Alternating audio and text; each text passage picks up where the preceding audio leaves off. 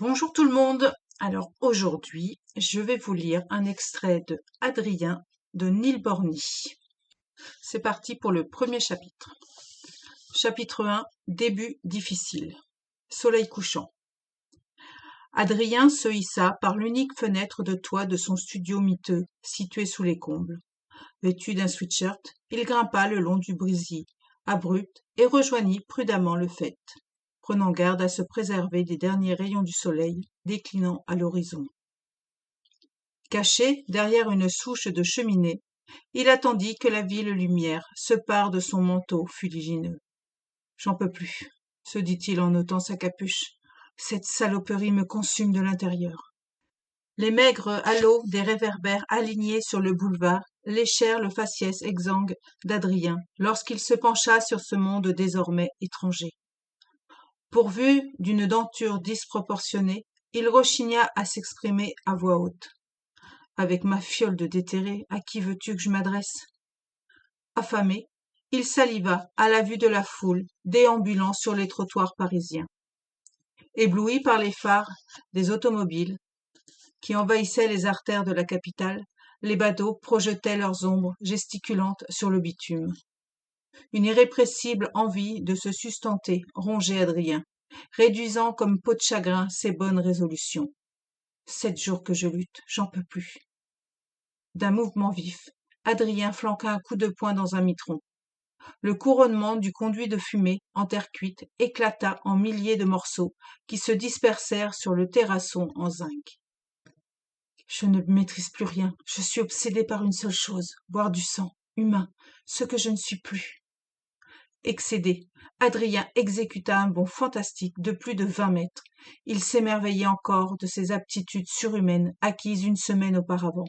« Je suis un putain de monstre, je n'ai plus le choix, je dois le faire, ça me rend dingue. » Il sauta d'une toiture à l'autre, sous l'éclat blafard distillé par la lune, et crapahuta longtemps avant de cesser son marathon irréfléchi.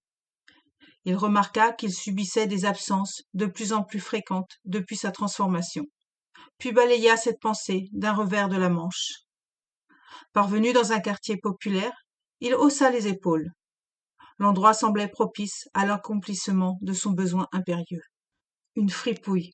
Ma première victime doit être une ordure. Et j'ai soif. Adrien dégringola de balcon en balcon jusqu'à celui du 3e étage, ni trop haut, ni trop bas. Dissimulé derrière l'ouvrage ajouré en fonte, il examina la marée humaine qui sillonnait la voie publique comme une armada de fourmis. Tellement facile à écrabouiller. Humant les effluves qu'exudaient les promeneurs, il patienta plus de 2 heures avant que le flot incessant ne se tarisse. Je ne vais quand même pas attaquer une pute. Ce sont de pauvres filles, et souvent des mamans hors pair. J'ai vu ça à la téloche. Il me faut un homme, une charogne. Indécis, Adrien étudia le manège des belles de nuit et de leur clientèle. Même si ces bonhommes méprisables, incapables d'obtenir les grâces de Bobonne, rôdaient ici avec pour seul dessein de décharger leurs bourses, ils ne lui inspiraient que pitié. Quel casse-tête, songea Adrien, en se remémorant la macabre rencontre qui avait ruiné son existence. Aïe! À ne pas confondre avec aïe, ce qui l'afficherait mal. 7 jours plus tôt, Adrien courait dans le parc des Buttes-Chaumont au crépuscule. Éreinté par son activité professionnelle, le jeune homme éprouvait la nécessité de fouler le sol caillouteux durant quelques kilomètres afin de se vider l'esprit. Ce soir-là, Dieu ne lui prêta pas la moindre attention. Fendant l'air sur le parterre ingrat des allées qui bordaient une étendue d'eau, le jogger s'immobilisa. Des lamentations provenant d'un fourré lui imposèrent de suspendre sa course et de s'engouffrer dans l'abondante frondaison. « Oh, il y a un souci ?» Un couinement, presque imperceptible, répliqua. Scout avant tout, il insista en réitérant sa question, tout en s'enfonçant plus profondément dans la pénombre. « Il y a un problème ?» Sans réponse, il prit le parti de regagner le sentier balisé de son itinéraire de sportif du dimanche, même si c'était un jeudi. Sur le point de poursuivre sa session quotidienne, il entendit un craquement sec. Interloqué, il inspecta les lieux. Quelqu'un pouvait être en proie à un malaise. Adrien plissa les yeux et progressa à tâtons vers le bruissement et la discrète complainte, laquelle semblait émise par une voix féminine.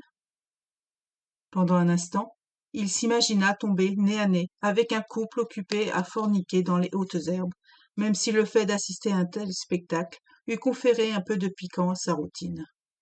Il avança, précautionneusement, et tressaillit lorsque les frémissements s'accentuèrent. Persuadé d'être un sauveteur affublé d'une bouée orange, il fonça à la rescousse de la citoyenne en péril. Emporté par sa hardiesse, il fut désarçonné quand une poigne de fer l'entraîna et le colla contre un chêne centenaire. Je viens en paix, balbutia-t-il bêtement à la femme qui le maintenait par le cou. Trop fort, beaucoup trop fort. Il ne distinguait que sa chevelure, hirsute, à contre-jour, et déglutit en inhalant l'odeur putride qu'elle dégageait. Putain, elle refoule grave du goulot. Comme d'hab, avec mon bol légendaire, fallait que ça soit une clodo. Merde, elle est vraiment balèze. Mille excuses, jeune impétueux, murmura-t-elle en adoucissant son étreinte. Je ne peux malheureusement me résoudre à te relâcher. Putain, une timbrée, ragea Adrien, regrettant déjà son intervention de boy scout. En plus, je ne vois même pas sa tronche dans le noir. J'ai cru que vous étiez en danger, bafouilla-t-il. Désolé de vous avoir importuné. Je suis sincèrement navrée, susurra-t-elle. Tel est ton destin. Elle se la joue à la Starvase. J'hallucine. Je vais m'en aller. Enfin, si vous arrêtez de me tordre le kiki, ce serait plus pratique, s'inquiéta Adrien. Je ne puis. Je ne puis, elle cause bizarre. Je vais te faire don d'une malédiction qui... Sans façon, rétorqua Adrien, blanc comme un linge. Tais-toi, misérable cloporte. Je te fais présent de la vie éternelle. C'est pour une caméra cachée, sérieux. J'ai de plus en plus de mal à respirer. Ce n'est qu'un début. Ça devient lourd, je sature de vos conneries, alors maintenant lâchez-moi la grappe. Ah! Adrien ne termina pas sa phrase. Une impressionnante rangée de dents scintillait dans l'obscurité. Hébété, il ressentit un élancement lui vriller la gorge, accompagné d'une sensation glaciale, contrastant avec le liquide tiède qui se répandait sur son torse. Son cœur se mit à battre, la chamade, puis ralentit, petit à petit. Pris de vertige, ses jambes se dérobèrent sous lui, et il ne perçut plus que la tenaille autour de son cou, et les relents pestilentiels exhalés par la folle furieuse. Voilà, je n'ai nullement le souhait de t'annihiler. Sache que je suis accablé de t'infliger cela, mais les étoiles ont statué. Puisses-tu me pardonner un jour? Affaibli, Adrien bigla vers la forcenée qui se fraya un passage au milieu des arbustes et se volatilisa. Les yeux dans le vague, il tituba, puis s'écroula dans un buisson épineux. Voilà pour aujourd'hui, je m'arrête. Ce n'est pas la fin du premier chapitre, mais je ne peux pas dévoiler plus, car vraiment la suite vaut le détour. Donc je vous conseille vraiment de vous procurer Adrien de Neil Borny. C'est un petit ovni, il est excellent. Oubliez tous les clichés des vampires et vous allez adorer. Voilà, je vous dis à bientôt pour une prochaine lecture. Au revoir.